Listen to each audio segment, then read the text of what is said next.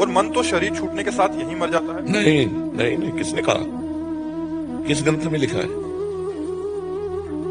किस ग्रंथ में लिखा है? मनमानी थोड़ी बोल सकते हो। किस ग्रंथ में लिखा है कि मन यही मर जाता है, यही रह जाता है? सारा खेल मन ही करता है।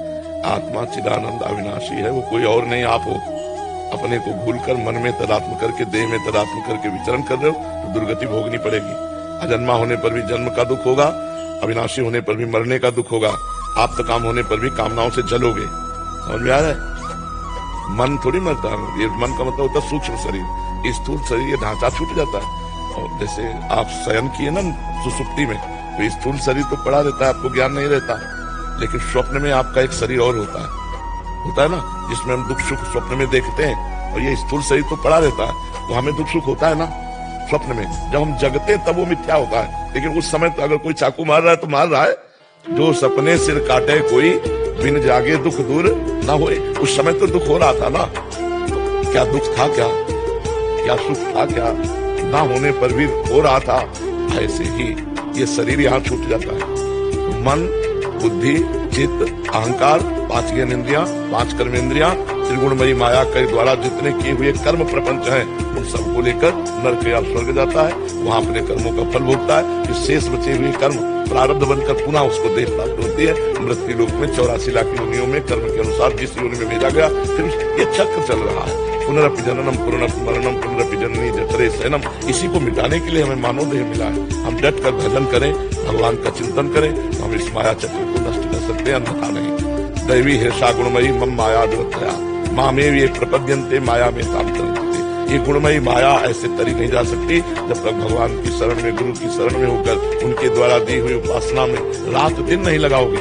रात दिन भजन करो, तब तक ऐसे माया को खिलवाड़ करोगे, 2-4 माला घुमा लोगे, माया से मुक्त हो जाओगे।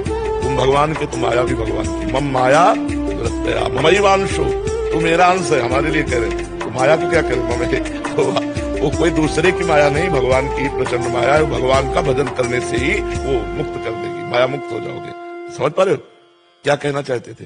ये कहना चाहता गुरुदेव कि मन कोई ऑर्गन नहीं है जो, मतलब वो तो शरीर के साथ शरीर नहीं नहीं नहीं नहीं नहीं नहीं नहीं, बहुत गलत। मन में आत्मा का तदात्म हो गया, जहां जाएगा मन साथ लेके जाएगा। इसी को मन को मार दे तभी तुम आत्मा। मन मारिया तन बस में की ना हुआ भरम सब दूर। बाहर से कछ दिखत नहीं, अंदर चमके नूर। आपो त्याग जगत में बैठे नहीं किसी से काम, उनमें तो कछु अंतर नहीं, संत कहो चाहे राम। वो भगवत स्वरूप हो गए जिन्होंने मन मारिया। मन अभी तो पूरा जिंदा है। ऐसे मन नहीं मरता भजन के बिना। खूब डट के भजन करो, नाम जप करो, संतों का संग करो, शास्त्र स्वाध्याय करो, परोपकार करो। इसी से आनंद की अनुभूति होगी।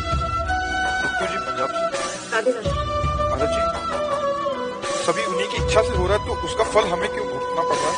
जब सब तुम अपनी इच्छा करना बंद कर दो, तुम्हें भोगना बंद करो, किसका फर्क? हाँ, अपनी इच्छा बंद कर दो। अपनी इच्छा से करोगे राशन तुमका तुम्हें भोगना पड़ेगा। तुम भगवान की इच्छा से कर रहे हो कि अपनी इच्छा से? तुम्हारी इच्छा है?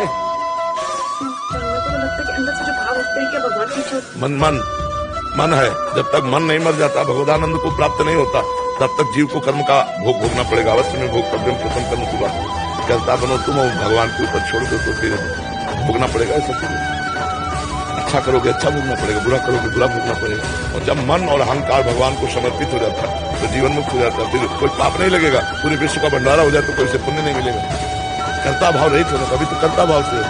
अभी कहाँ इस भाव में आ गए कि जो हो रहा है भगवान की इच्छा से हो रहा है। यहाँ भगवान विराजमान हो गए, प्रकाशमान हो गए। अब जो होगा तो उसके द्वारा कुमार्गामी प्रवृत्ति थोड़ी होगी। अब कुमार्गामी प्रवृत्ति नहीं होगी, पाप नहीं होगा तो दुख ही नहीं मिलेगा, कोई समस्या ही नहीं है, कोई प्रश्न ही नहीं है। क्योंकि भगवान के द्वारा हो रहा है तो मैं करता नहीं तो प्रश्न कैसा? समझ पा रहे हैं आप?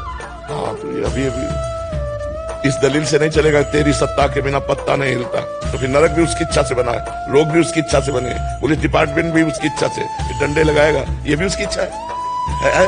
एक बड़े विद्वान थे तो बड़ा उपवन लगाए हुए थे बगीचा, वहां बावड़ी सब फूल सुंदर। तो एक गाय चरती हुई अंदर आ गई, तो शायद उनका मारने का उद्देश्य नहीं होगा क्योंकि धर्मार्थी थे। तो उन्होंने एक पत्थर का टुकड़ा उठाया और ऐसे गाय के मस्तक में लगी, तुरंत गिरी और मर गई।